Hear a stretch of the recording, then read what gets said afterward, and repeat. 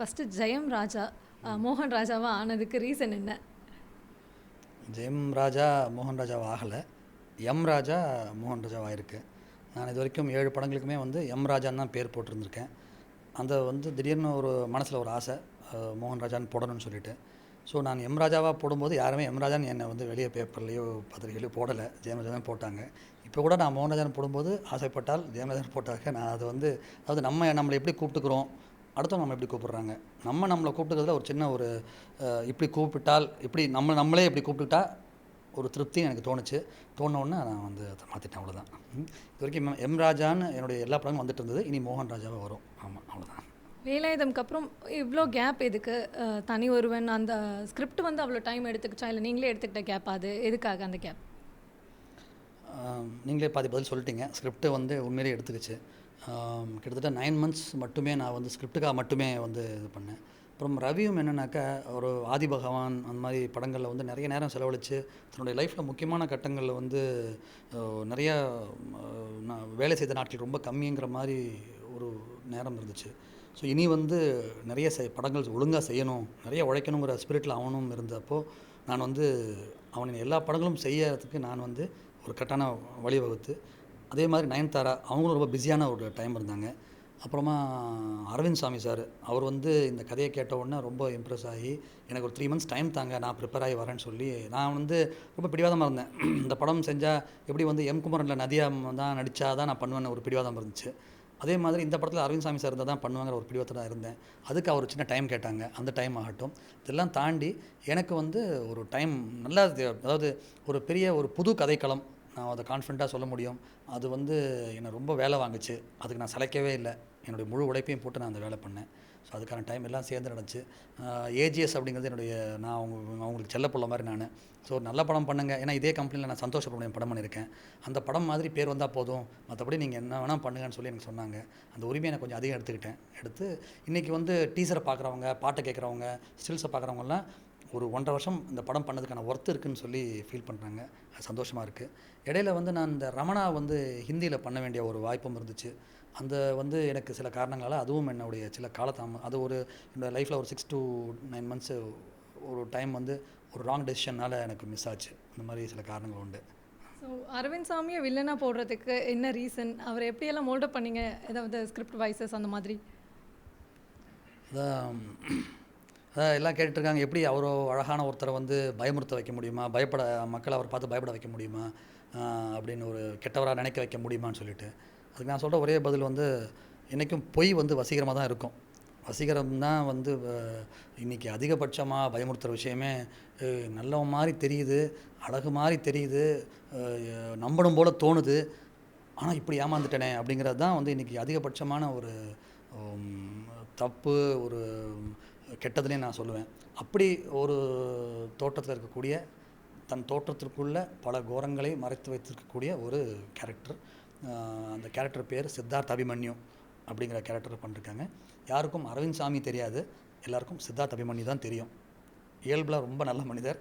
அவர் வந்து அருமையான டேலண்டடான ஆர்டிஸ்ட்டு. அதில் வந்து அவருக்கு வந்து ஒரு அப்படி ஒரு தீனி கிடச்ச உடனே தான் ஒரு மிகப்பெரிய ஒரு சவாலாக எடுத்துக்கிட்டு ரொம்ப அழகாக பண்ணியிருக்காரு.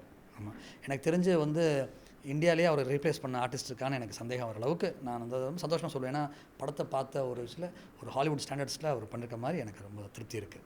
நயன்தாரா என்ன ரோல் பண்ணியிருக்காங்க? யூஸ்வலாக காப் ஸ்டோரினா ஹீரோட லவ் இன்ட்ரெஸ்ட் பண்ணுவாங்க, ஒரு 2-3 சீன், ஒரு 2-3 சாங்ஸ் வருவாங்க. ஸோ இந்த படத்துலையும் நயன்தாரா அப்படி தான் பண்ணுவாங்களா, இல்லை எந்த மாதிரி சீன்ஸு, என்ன கேரக்டர்? இதில் அவங்களும் ஒரு ஐபிஎஸ் ஆஃபீஸர் தான் வராங்க. முக்கியமாக அவங்க வந்து இந்த தடயவியல் ஃபாரன்சிக் டிபார்ட்மெண்ட் சம்மந்தப்பட்ட ஒரு ஆளாக இருக்காங்க. இது வந்து படம் வந்து ரொம்ப காஸ்டியூம் ட்ராமா, போலீஸோடைய காஸ்டியூம் வந்து ரொம்ப சில காட்சிகள் தான் வரும். மற்றபடி என்னென்னாக்கா, நம்ம ஒரு வீரத்துக்கான படம் எடுக்கும்போது காதலை வந்து நம்ம தவிர்க்க முடியாது. நம்ம பண்பாட்டே இருக்கக்கூடிய காதல் வீரத்தை தவிர்த்து படம் பண்ண முடியாது.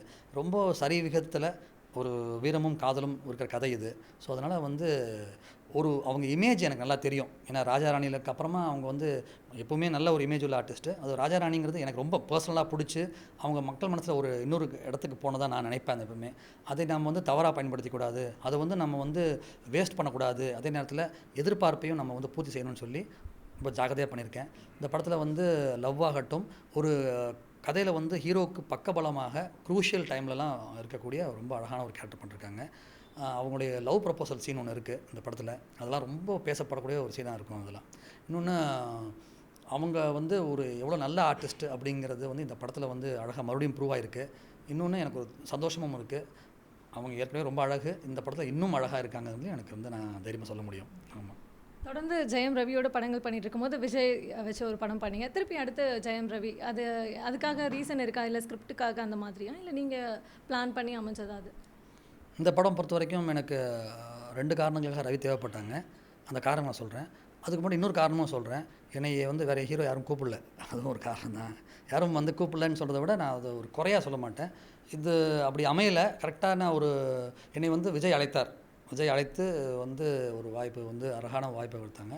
அதுக்கப்புறமா வந்து நடந்த இதில் வந்து இந்த படம் பண்ணுவோன்னு சரியாக வந்து ஒரு அழைப்புகள் எனக்கு வரல, உண்மையை சொல்லணும்னாக்க. அது வந்து கால நேரங்கள் சம்மந்தப்பட்ட விஷயமா இருக்கலாம். மேபி நான் போய் சரியாக அப்ரோச் பண்ணலையா, அந்த மாதிரி விஷயங்கள் இருக்கலாம். இதெல்லாம் தாண்டி நான் போய் அப்ரோச் பண்ணாததுக்கு ஒரு காரணம் என்னென்னாக்க, என் மனசில் இந்த கதையை தான் நான் பண்ணணும்னு சொல்லி வேலாயுதம் நடக்கிற நேரத்திலே வந்து நான் ரொம்ப தெளிவாக இருந்துட்டேன். இந்த தனி ஒருவன் கதையை தான் நான் செய்யணும்னு சொல்லிட்டு. அதே மாதிரி இந்த தனி ஒருவனுக்கு ரவி அது காரணம் என்னன்னாக்க, ஒரு இளைஞனாக இருக்கணும், இதுவரைக்கும் ஒரு காப் ரோல் போலீஸ் ரோல் பண்ணாத ஒரு ஹீரோவாக இருக்கணுங்கிறது தான் என்னுடைய அந்த முதல் அடிப்படை தேவையாக இருந்துச்சு. அதுக்கு பரிபூர்ணமாக ரவி ஃபிட் ஆனாங்க. இன்னொரு விஷயம் என்னென்னா, இந்த கதையை நான் முதல்ல சொன்ன மாதிரி நிறைய டைம் எனக்கு திரைக்கதையில் தேவைப்பட்டதுனால என்னை நம்பி வரக்கூடிய ஒரு ஹீரோ வந்து எனக்கு ஒரு தம்பியாக இருக்கிறது ரொம்ப சந்தோஷம் எனக்கு. அந்த வந்து ஒரு சின்ன பாயிண்ட் தான் சொன்னேன். சொல்லிவிட்டு உடனே வந்து போலாம் வானான்னு சொல்லிட்டாப்புல. அப்புறமா சின்ன சின்ன இம்ப்ரூவ்மெண்ட்ஸ் தான் சொன்னேனே தவிர எங்கேயுமே என்னை வந்து எதுவும் கேட்கல. யாரும் கேட்கக்கூடாது நான் சொல்ல வரல. நான் அட்வான்டேஜ் அதிகம் எடுத்துக்கிட்டேன். ஏன்னா என்னுடைய சிரத்தைகளை, என்னுடைய சிரமங்களை வேறு இடத்துல நான் போட்டேன். அதுக்கான பலன் தான் இருக்குது.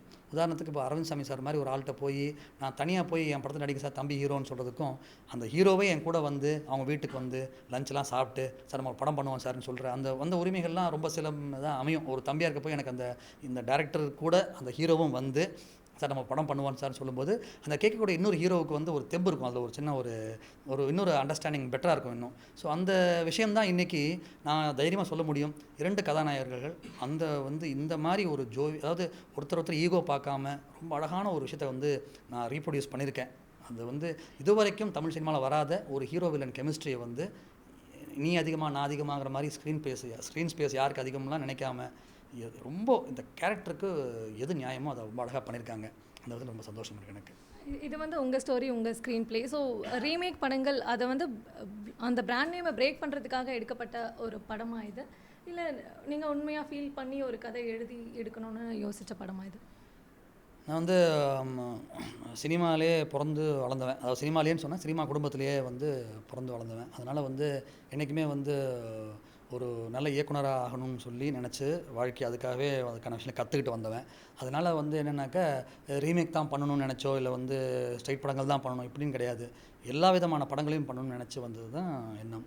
ஒரு சூழலில் வந்து குடும்பத்தில் வந்து ஒரு தயாரிப்பாளர் அப்பா, ஒரு பெரிய மகன் வந்து இயக்குனர், சின்ன மகன் வந்து ஹீரோங்கும் போது பொறுப்புகள் அதிகம். அந்த பொறுப்புக்கு ஒரு சப்போர்ட்டாக வந்து சில கதைகளை வந்து ரைட்ஸ் வாங்கி பண்ணுறது, காப்பி அடிக்காமல் ரைட்ஸ் வாங்கி பண்ணி அதில் இருக்கிற மாற்றங்களை பண்ணுறதை ஒரு ஸ்டைலாக எடுத்துக்கிட்டோம். அது வந்து என்னென்னா, அதுலேருந்து அடுத்தடுத்து செய்ய வேண்டிய சில சூழல்கள். உதாரணத்துக்கு சம்திங் படம் ரவி கபூர் நல்ல ஹிட்டு தேவைப்பட்டுச்சு. ஏன்னா அந்த அதுவும் நல்ல படமும் கூட, அது அழகான படம். சம்திங்கோ சந்தோஷ சுப்ரமணியமோ வேணான்னு சொல்லக்கூடிய ஆஃபர்ஸ் கிடையாது, அருமையான ஆஃபர்ஸ். அதெல்லாமே அது வந்து ஒரு லக்கியாக தான் கிடைக்கும் அந்த மாதிரிலாம். ஸோ அந்தந்த காலகட்டத்துக்கு அது தேவைப்பட்டதாக நினச்சிது. எந்த ஒரு நொடியிலையுமே நல்ல 10-15 கதைகள் வந்து ரெடியாக வச்சுருந்தும் இதை எப்போ செய்யணும் ஒரு கால நேரத்துக்காக காத்துட்டு இருந்தது தான். ஆனால் இப்போ என்னென்னா, ரவியும் வந்து நல்லபடியாக செட்டில் ஆயாச்சு. நம்ம வந்து ஒரு கரெக்டான விஷயங்களில் நம்ம சொந்த கதைகள் செய்யக்கூடிய, அதாவது இதுக்கப்புறமா நான் இன்னும் 100 ரீமேக்ஸும் பண்ணுவேன், எல்லா விதமான கதைகளும் பண்ணுவேன். இதுதான் செய்யணும் அதான் செய்யணும் கிடையாது. இதை செஞ்சாலும் மனப்பூர்வமாக செய்யணுங்கிறது மட்டும் தான் என்னுடைய எண்ணம். இப்போது இந்த காலகட்டத்தில் இந்த கதையை செய்யணும்னு நினச்சேன். அதுக்கான காரணம் படம் பார்த்தா புரியும். இது இந்த காலகட்டத்தில் வர வேண்டிய ஒரு கதை. என் மனசில் வந்து ரொம்ப அரிச்சிட்டு இருந்த ஒரு விஷயம். அது வரணும்னு நினச்சேன் நான். இதில் வந்து இப்போ தான் ரீமேக் செய்யணும், அப்போ தான் அதெல்லாம் செய்யணும்னு கிடையாது. ஆனால் எனக்கான ஒரு பாதையை நான் வந்து அழகாக வந்து காமிச்சிட்டேன். என்னால் ரீமேக்ஸ் எல்லாம் ரொம்ப அழகாக பண்ண முடியும்னு நான் காமிச்சிட்டேன். என்ன கேட்குற ஆட்களும் உண்டு, சார் நீங்கள் ரீமேக் பண்ணால் நல்லா இருக்குது, மற்றவங்க ரீமேக் பண்ணால் அந்தளவுக்கு வரது இல்லையேன்னு சொல்லி கேட்குறது உண்டு. அது காரணம் அதில் அதை காட்டுற நம்ம அக்கறை தான். அதே விதத்தில் இப்போது என்னால் ஸ்ட்ரைட் ஃபிலிம்ஸும் நல்லா பண்ண முடியும்னு காட்டக்கூடிய அந்த வீம்புக்காக எடுத்த கதை கிடையாது. ஆனால் எனக்குள்ள மனசில் வந்து இந்த கட்டத்தில் செய்யணும்னு நினப்பு வந்தப்போ செஞ்ச கதை இது.